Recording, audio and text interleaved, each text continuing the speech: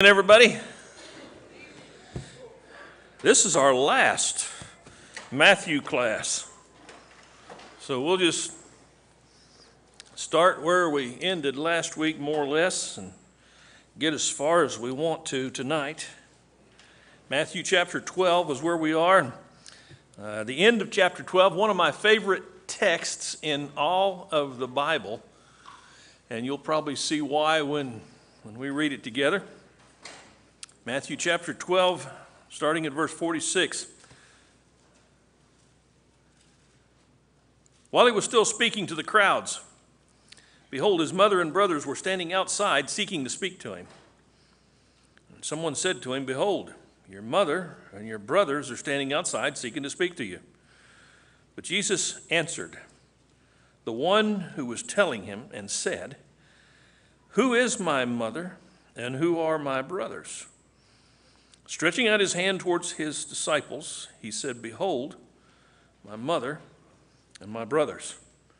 For whoever does the will of my Father who's in heaven, he is my brother and sister and mother.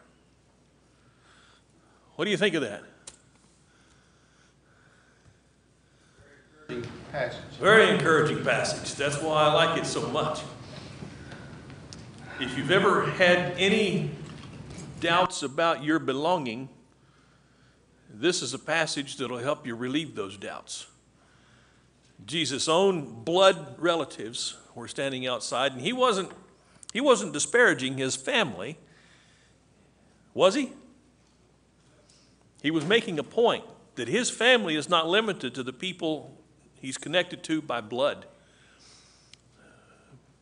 But who are his family members? How did he state it? This is interesting too. My Father. Everybody who has a warm feeling towards my Father. Everybody whose affections are inclined towards God. What did he say? Has he ever said that before? We didn't dwell on it, but it's back in the Sermon on the Mount. You go back to Matthew chapter 7, and this is a very familiar text. I've heard it preached a bajillion times. I always think of that little joke about George W. Bush. He got made fun of, so he's a genius of a guy, but he puts on this persona of not having much sense, and there was a joke about him. Some of the UN soldiers had been killed. That's sad. But the UN soldiers that were killed were from Brazil. And somebody reported to him, Mr. President, 5 Brazilian soldiers were killed. He said, my goodness, how many is a Brazilian? That's, anyway, okay. So, I don't even remember why I brought that up, but it has something to do with, Matthew chapter 7, that's what it was. Yeah, okay, here we are. Verse 21, Jesus says, not everyone who says to me, Lord, Lord, will enter the kingdom of heaven, but who's going to enter the kingdom of heaven? Those who do the will of my Father, not those who think they love God, who express love for God in the sense of talking about it, but those who do the will of my Father. Is this salvation based on works? How do we know that? Who are the only people who are going to do the will of the Father? Think about it. Those who put their faith in God. When you read the Word of God and you say, I'm going to do that, why would you do it if you didn't believe it? But if you believe it, you're going to do it, and there's faith. It's not the sense that, you've done it, you've done the will of the Father, so you've earned salvation. That's not what this is about at all. But like James says, James will write that faith without works is dead. How many times will he say it? In chapter 2 of James. I didn't do a good job last time I preached James, did I? 3 times. He repeats that 3 times. Faith without works is, faith without works is, faith without works is. There you go. What do you do when you're saying things 3 times? If you're a parent, what are you trying to do?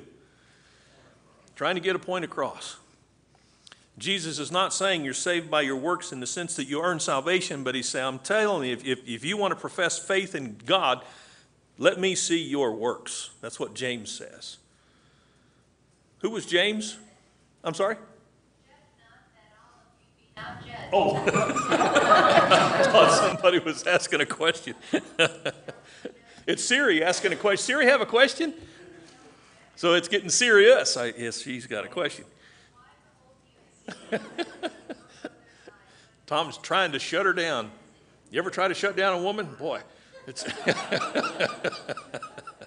going to get myself in trouble. Moving right along. So we're talking about Jesus saying, you see those folks out there? They're my blood relatives, but let me tell you who my mother and my brothers and my sisters are. And he points to his disciples and he says, those that do the will of my Father, they're my mother and my brothers. That's why he's not going to be ashamed, the Hebrew writer says, to call us his family, his brothers, because we're brothers by faith, not by blood. Yes? You probably had someone make the statement, I'm closer to some in Christ than I am to ones in my own family. Yes. Yeah. And we probably... Physical and spiritual family. Yeah. We probably have relationships like that ourselves. Billy. Marty, as a young airman in the military, being deployed away and stuff like that in Germany or wherever I went to congregation, I had mothers and brothers and grandparents there everywhere I went. And they treated me like family. You know, they had me in their homes. You know, they helped correct me, helped study with me, and correct me. And, you know, some of those people, like Sister Walker, Nellie Opernitis, Sister Bettis, some of these people I remember from a congregation in Utah, were such dear, sweet saints, and mothers and grandmothers, and sisters and brothers in Christ, you know.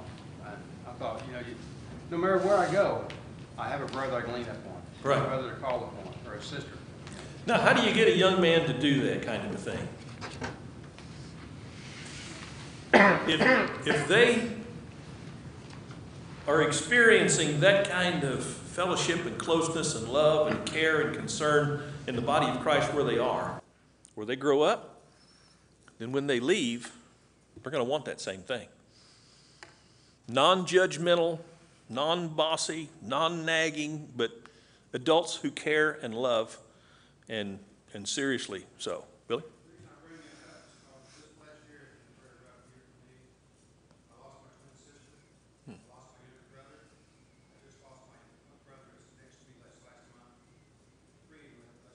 Wow.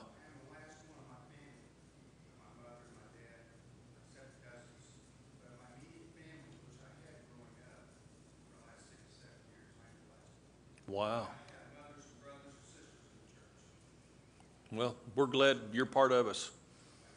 We're glad to be part of your family. Well, that's got to be hard. Yes. John 13:35 is a great verse going along with that. All right. Jesus said, but this everyone will know that you are my disciples if you have love and unselfish concern for one another. Right. So Jesus says in John 12. Said it in different ways, but right. It's the same thing. If you're doing the will of my Father, what's the primary will of the Father? Love one another. Love one another. We talk about doctrine, and usually when we talk about doctrine, our minds go to things like worshiping properly and observing the Lord's Supper properly. That's doctrine. Baptism for remission of sins, that's doctrine. What's the greatest doctrine? Love. Because what's a doctrine? It's teaching. When Jesus says the two greatest commandments, he might as well say the two greatest teachings, because God is teaching us, I'm commanding you to do this, and this is right, and it's good for you. And so you practice this, not only will you get love coming back to you, because that's something else that God always teaches, that as we sow, so shall we reap. The more love we sow, the more love we reap. It just works that way. Other comments, observations, questions? All right. Chapter 13. 7 parables in this chapter. So if you ever want to find a parable, always remember Matthew 13. You can find at least 7 in there. And the first one is, you can call it the parable of the sower, parable of the seeds, parable of the soils. But he says there was a sower that went out to sow. How many different kinds of soil did he sow on? 4 kinds. 4 kinds of soil. What's that mean? Does that mean the whole world's divided up into quarters? Or does that mean we're going to run into all these different soils? Doesn't say how much of either one there is, but there's wayside soil, there is the rocky soil, there is the thorny soil, and then there's the good soil. You want to get to the good soil, but how do you know if it's good soil?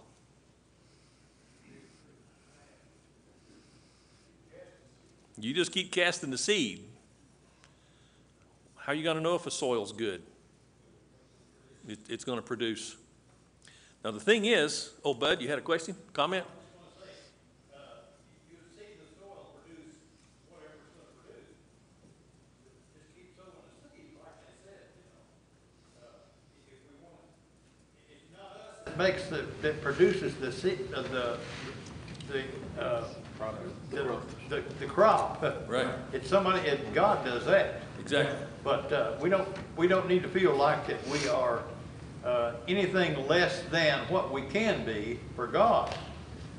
Don't look at ourselves and say, well, I'm a lousy Christian. I haven't converted anybody. Well, we don't convert people.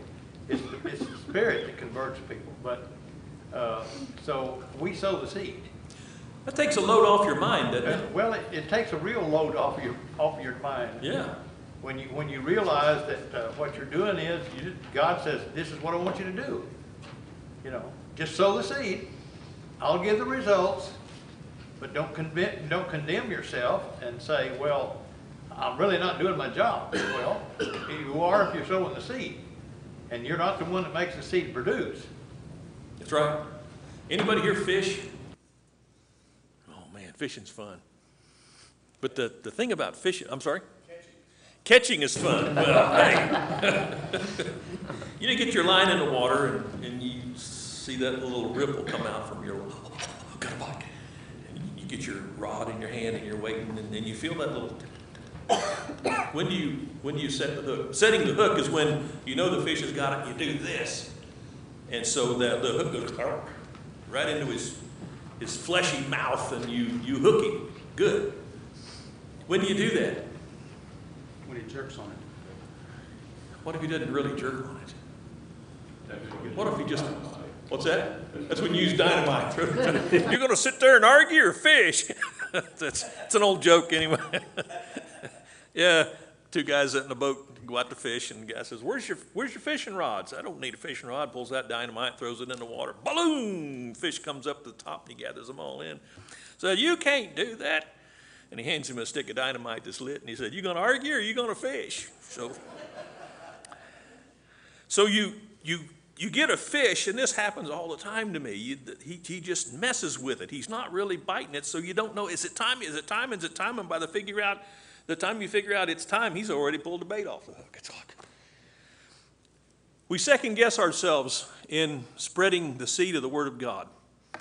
We think, oh, I don't know if it's a good time to talk to him about Jesus. I don't know if it's a good time to bring up the church.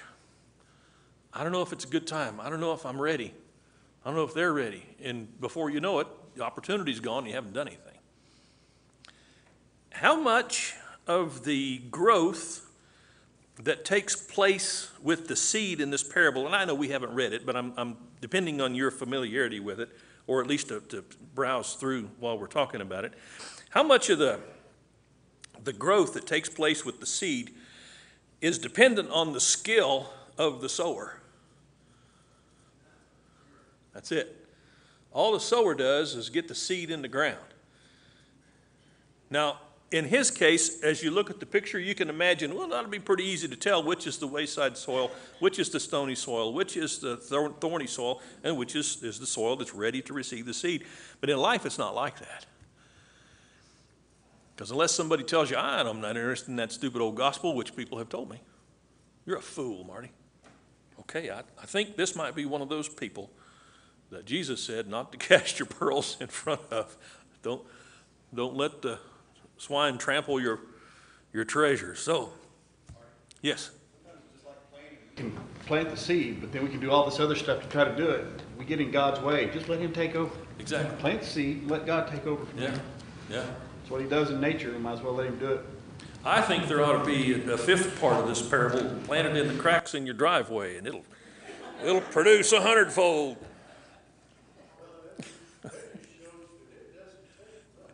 Right. If it's meant to grow, it will grow. And so, you're talking about, having people just, talk back at you. You've thrown a seed down there, it just came flying back up at you. So, but you've sown the seed. I will always remember this video. Have you ever heard of Penn and Teller, the magicians? I think Penn is the big guy, and he's an atheist. But I remember watching his, call it a testimonial, whatever you want to say. He talked about a guy coming in up to him and offering him a Bible and said, "Listen, I know you're an atheist, but I want to offer you this Bible because if you're without Jesus Christ and you die, you're going to go to hell." And he said, "I've got a lot of respect for that guy because he knew the kind of person I was, and he told me anyway because he told me out of concern." And I said, man, that's a viewpoint that we need to hear more often. The people who are lost, if they have any degree of character, they'll understand our concern for them. And even if they turn you away, well, they might just understand your concern for them.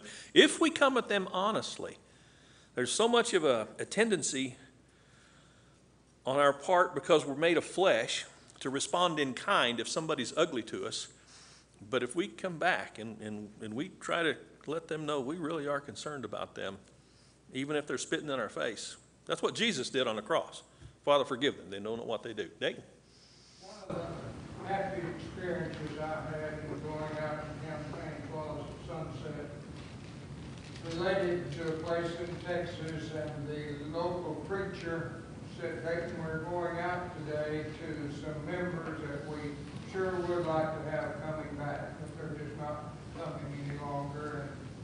And he began to give some of the background. And to abbreviate what I'm covering, there were 5 couples restored that day in our contacts. 3 of them were because I read this parable and asked the members while I was reading it to see if they could find themselves in this, because all of these are people who heard the word. Right. And 3 of the 5 that were restored pinpointed where they were, and not a one was in good ground. Mm-hmm. And that was even a happier experience. Some month or 2 later, had a couple visiting Sunset that lived where had been in the meeting, and they said those 5 couples were still being faithful in Christ. That's fantastic. But that might be something someone would want to just sit down and read and ask a brother or sister if they could find themselves. Now, are you understanding what he's saying? Mm-hmm. Okay. When you go to somebody who's not being faithful, you can ask them which one of those grounds do they think they are. And if they're honest. And by the way, this is not a trick question. This is a thought-provoking question. At least that's the intent of it. How many soils produced a plant? Did the wayside soil produce a plant? The wayside soil did not produce a plant. Before anything happened, the birds came and ate it up. It was gone immediately. But the rocky soil, did it produce a plant? In the parable, yeah, it produced a plant. Sprang up. Did the thorny soil produce a plant? It sprang up, but it got choked out. One was persecutions and hardships, and the other was the deceitfulness of sin. But there was a plant. In other words, it looks like Jesus is saying, you'll throw the seed out there. Some people will be converted, but they'll go back into the world. They'll lose their faith. But some soil will turn out to be good soil. And that's what we sow for. It also depends on the time. I mean, you would be bad soil today and good soil, something happens to you down the road. Right. That's why we need to keep planting all the time. It's like fishing. You know, some days they're not biting. All right, I'll come back tomorrow. If they're not biting tomorrow, I'll go back the next day. If you don't have to work. But if your job is catching fish, you'll go back. I never say to myself, oh, I went out there and I hunted last week and I didn't see a thing. I'm not going hunting this weekend. Hunting, do you? Oh, yeah, I do. But it's not legal in Oklahoma, so it's enough said. We'll talk about chumming later. Bud. I had a man that I told him I was going to pray for him. And he said, well, thank you. He said, you have a great character. And he was a Buddhist monk. And I said, well, I think you need my prayers. He said, yes, I do. But of course, how he meant it was not the way I meant it. But I think when we sow the seed, we need to also pray for the success of the seed.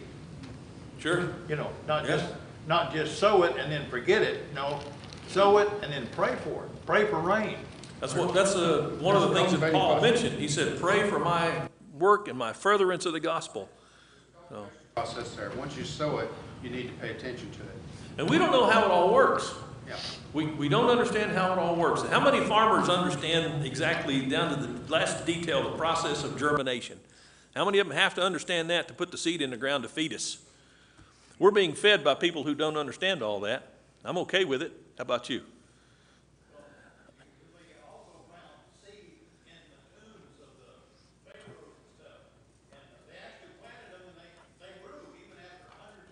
Right.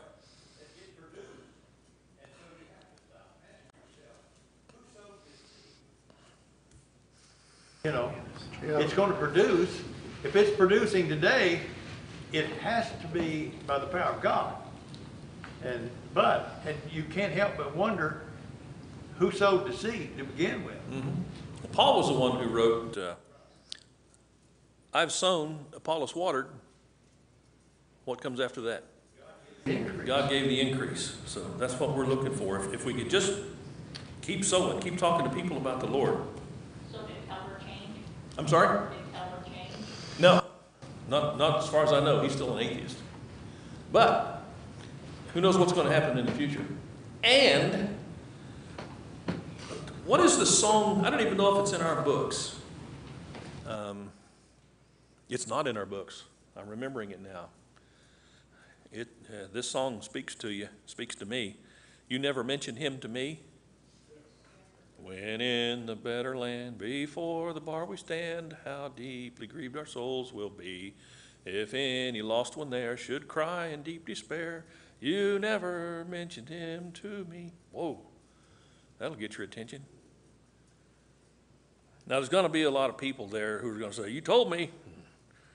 I should have listened, but I didn't. But I don't worry about that. I'm concerned about the people who are going to say, Marty, why didn't you ever say anything? You know, we see a commercial on TV for ice cream. Mm-hmm. It doesn't necessarily mean that we're going to hop up and run down to Brahms right now. Right. But Wednesday, after services is coming here pretty soon, and they were going to hit, Yeah. And I know it's different. If you go out to some restaurant and you get a hamburger and it's a really good hamburger, you're going to tell people about it. But you're not going to lose any friends by telling people about a hamburger. You might lose friends. You might damage relationships by telling them about Jesus. Is that a risk we're willing to take? It's different. It's not the same thing. But we still need to plan. Belong to denominations? I'm sorry? Should we talk to people that belong to denominations? Absolutely. Talk to anybody and everybody, and especially those who belong to denominations. We don't know, and I have learned, never second guess God, because he might be working on somebody's heart to get them to think, why am I a member of this church? I just read in the Bible this, and they don't even believe that. And I don't know how many times this has happened, and I was just talking to somebody else that said this happened to them. They were studying something, and if you're here and you were telling me this story, you can raise your hand and say so. But they said they were studying something, and they had no idea why it interested them, but they started studying this. And And it was some sort of obscure thing, as I recall. Well, a couple of days later, somebody said, you know, I've been thinking about this. Water's going. It was just what he had studied, and so he had an answer for him. And we never know when God is preparing a heart. Just like the Ethiopian eunuch, he's in his chariot. Now, who would look at a guy in a chariot and say, oh, I need to preach the gospel to him? But God told Philip, go join yourself to that chariot, because that guy's looking for the truth. He's got his Bible open. Some people have their Bibles open in their minds, and they're thinking about things they've read or something they've heard, and we never know when they're ready for somebody to say, hey, can I talk to you about the Lord? For instance, Chad was a month old and he's 40-something. Yeah. But her whole family is Baptist. And she's told me, she said, I know you may be right, but my family would turn over in their grave if I changed, so I'm not changing. How do you answer that? I mean, If people's decisions are based on their emotions and their feelings, you're probably not going to teach them. All the arguments in the world. we're still in contact, you know, Right. But if you present the truth, you give the truth time to work. How many of us have changed the first time we heard something that went against what we already believed? I don't usually. Unless you're one of those flighty people who just, you hear something new and that's what you go to, but sometimes it takes a while. But you hear it. I remember, this is a true story about a young lady, member of the church.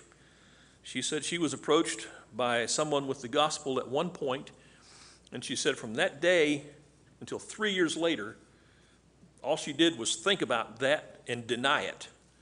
But 3 years later, she said, I can't deny this anymore, and she obeyed the gospel. Took 3 years. Planted the truth once. She denied it for 3 years and then said, I can't deny this anymore. That is the truth, and she obeyed the gospel. So, and her husband became a preacher, and she worked with him. So that's the kind of stuff that happens, and we never know whose heart God is preparing. You go to the water when you're fishing, and you don't see the fish. You prepare your line and you toss it in there. And sometimes the fish are in the places where you never would have imagined. I remember fishing a bass pond. I'm telling this to make a point. I was playing around with a fly rod. I had a little 2-pound tippet line on the end of it and a little fly. And I was casting, learning how to cast. And I dropped that fly out there, and a bluegill grabbed it, and a bluegill about that long. And I'm pulling him into the bank, and I get him like 2 feet from the bank, and there's some moss there, hardly any water at all. And I'm looking down at that little perch, and all I see coming up out of that moss is mouth. A huge bass came up, grabbed that bluegill, and he was gone. It was a 2-pound tippet, and he snapped it like that. And I'm just standing there like, I got to get another fly. So people... I read about a guy who was converted because he was cleaning up an office and he found a tract that somebody had thrown away. And he read it. That's not a made-up story. That happened. This kind of stuff. God works in mysterious ways. I don't know if you've heard that or not, but it's really true. Yes, Dayton, you had a hand up, did you not? Yeah, I just wanted to add what I gave a moment ago. I presume you were going on into the chapter to the fact Jesus explains this parable later in verses 18 through 23, where more specifics are given as to the nature of the people and their problems. Yes. And that's the part that I actually read. In case someone was going to use Okay. verses 18 through 23, give details that deal with pleasure and other things. Right. Hardships, persecutions, deceitfulness of sin. It's specific on the weaknesses that cause some not to produce. Right. And when you see yourself in the Bible, that's powerful. That's powerful. But they'll never see it if we don't show them, get them into it. Other observations, comments, questions? All right. Are we finished enough with that one? Tares among the wheat, verse 24.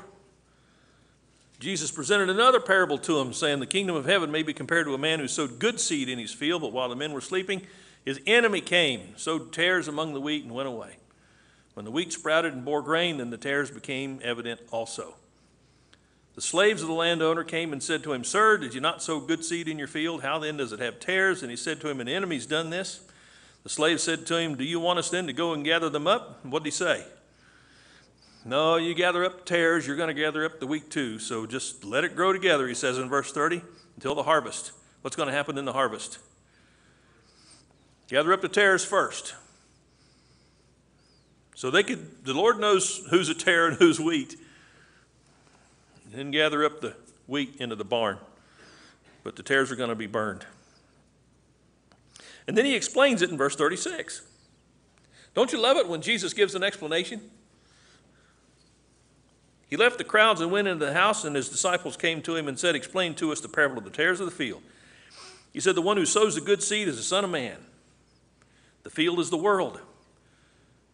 And as for the good seed, these are the sons of the kingdom. The tares are the sons of the evil one. The enemy who sowed them is the devil, and the harvest is the end of the age, and the reapers are the angels. Well, you can't get much clearer for an explanation. So just as the tares are gathered up and burned with fire, so shall it be at the end of the age. What is the devil doing while we're preaching the gospel? He's preaching lies and deceit. And it is really being soaked up these days. Seriously.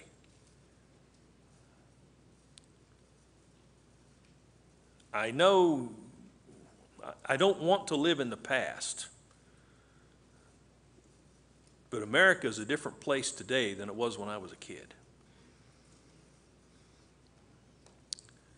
And the disparity between viewpoints, I don't know that I ever could have imagined being as wide as they are now. Yeah, really.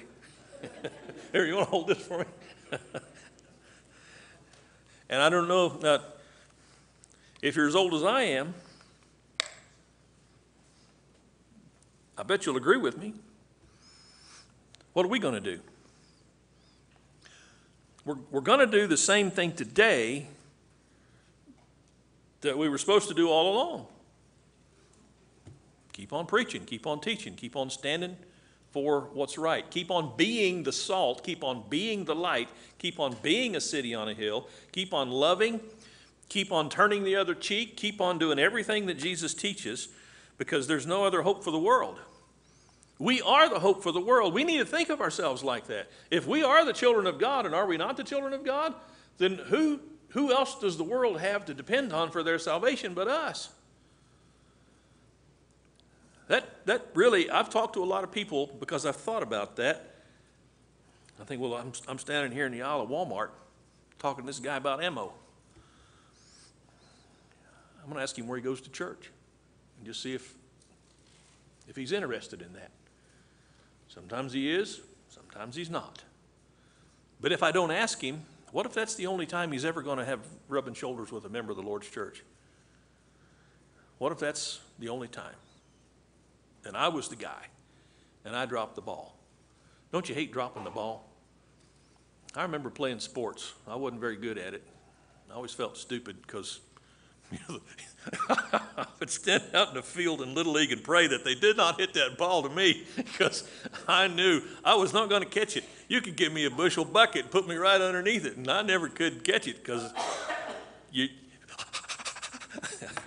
Anyway, so you can't live like that as a Christian, though. As a Christian, we need to be asking God, put somebody in my path today, Lord. And he does it. He does it. So what if all of us started doing that, started asking God every day, put somebody in my path? Yesterday, I would have never thought the state of Oklahoma, being as conservative as they are, would have ever passed that. Right. It's sad. But a lot of people that I'm seeing on the other side are not only saying, yes, I want this to pass, they're saying that I'm stupid for not wanting it to pass, and I'm an idiot, and I'm a Nazi. It's like, what? Where is this coming from? It's getting to the point where sometimes I think, I'm not even going to mess with you because you're one of those dogs or pigs that Jesus was talking about. You're not even worth talking to because your mind is so corrupted. It's just crazy. Yeah, so.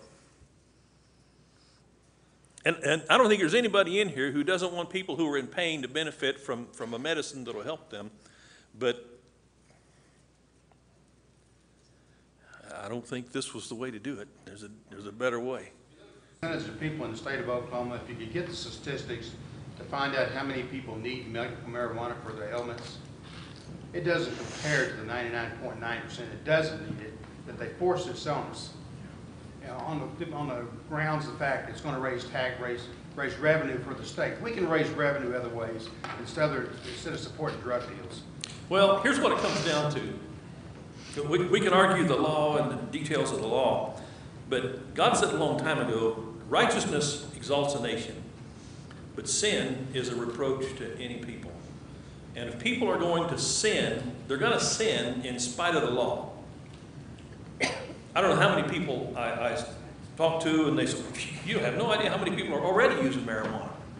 And it's illegal. Oh, okay. So you don't care if it's legal or not. Then why do you care if there's a law passed? Just keep on doing what you're doing. But it's harder to go back, though. Like, for example, if we said, okay, we're not going to sell any more liquor. Well, and you think about I did some research. I don't remember what the statistics are, but I put them in a document talking about guns and how evil guns are because so many people have been killed by guns. The number of teenagers killed in alcohol-related situations far outweighs any approach to the teenagers killed by guns. Oh, yeah. So, oh well. But we got to remember, I keep telling myself, Marty, you're not in heaven yet, you're in the world. This is the domain of the devil. That's why we need to be preaching the gospel, because what he's saying here is, as these guys were preaching or sowing the good seed, the devil was sowing the tares. Paul writes about doctrines of demons. Jesus talked about false prophets. How do they dress? They dress in sheep's clothing, so people think, hey, he's a good guy. How many different candidates did we have for governor just on the Republican side? And they all look like, yeah, he might be a good candidate. Did the best guy get elected? We're not going to know. We're not going to know. But I know this. The scriptures teach us that the Lord raises up leaders and he puts them down. He raises up nations and he puts them down. So vote, take part in government as God has given us the privilege to do that through our it's not a democracy. What is it? It's a republic. Pledge allegiance to the flag of the United States of America and to the democracy for which it stands. To the republic for which it stands. One nation under God. We got a republic. We vote, we elect our leaders. We elect guys that think as much as like us as we can get them. And sometimes there's not much to choose from out there. This is why we have goofed up royally. We should have been raising up men and women, training them and teaching them and influencing them. Go into politics. Go into politics. We haven't done it. We need to start. We've had a bell. So we'll finish out Matthew here in the next 3 minutes. Right. We went through that all during the war. Mm-hmm. We had black troops and white troops. It went on till 1960. The blacks were still trying to find their place. Right. And when they found a supervisor that treated them right, they'd give you 2 days' work in 1 day. It was a bad time. I was thrilled to death when Harry Truman fired that general, what's his name, McCarthy. Harry Truman was a lieutenant or captain in World War I, and this other guy was a brigadier general. So he looked down his nose at him all those years. But Harry got it. Yeah, the president can do that. People, though, is real important. Oh, yeah. If you treat them decent, they'll start asking you questions. Right. Now, I'm not getting off on Americanism, as some people might say, but the whole reason that some of these great changes have been made is because the original founders started us off with a thing called the Constitution. And the Constitution was based on the Bible. The Constitution was based on the idea that all men are created equal, even if at the time it was written, not everybody thought black and white men were the same. But we kept coming back to that Constitution. Here's what it says. All men really are equal. We need to give equal rights. Equal rights under the law. That's what it's about. We can't make everybody equal. There's no way to do that. But we can make them equal under the law. What I mean by not making everybody equal, everybody make the same grades in school everybody else did? Did you get picked first or last for the dodgeball team? Okay. So we're not equal, but we're equal under the law. And steadily we've been making changes, and the changes we've been making are based on the righteousness that's written into the Constitution. And when I became an airman in the United States Air Force, and every soldier and sailor, Marine did the same thing, you swore an oath. What'd you swear to uphold? What'd you swear to protect? The Constitution. You didn't swear to protect America. I thought that was kind of strange. Wait a minute, I thought I was going to protect my America. Constitution. Against who? All enemies. Foreign enemies and domestic enemies. Anybody wants to tear down that Constitution, they become my enemy based on that oath. Yes.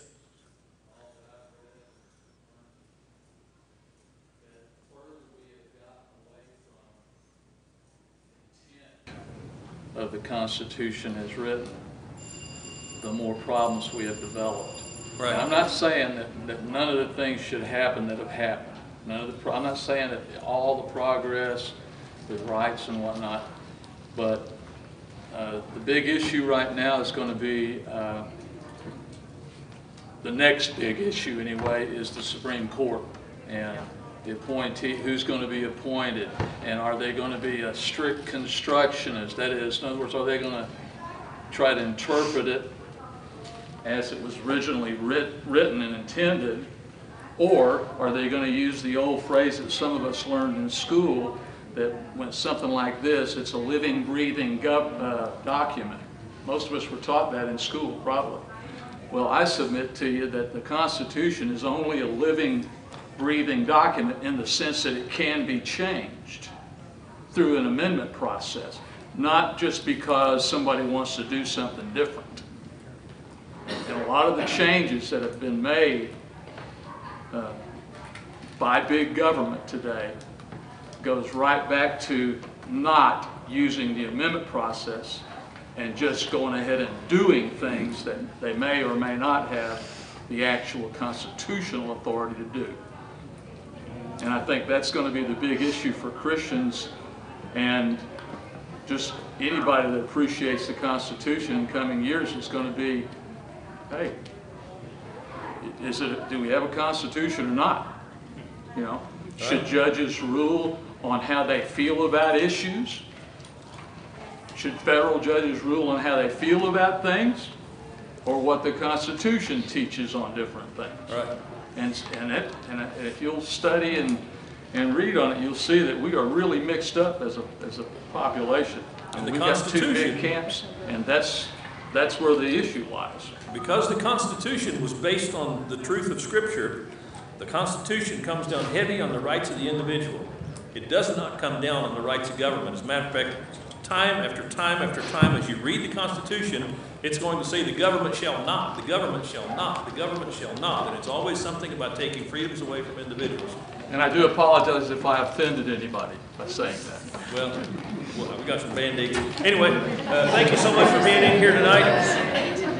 Read the rest of Matthew on your own. No, I'm not running for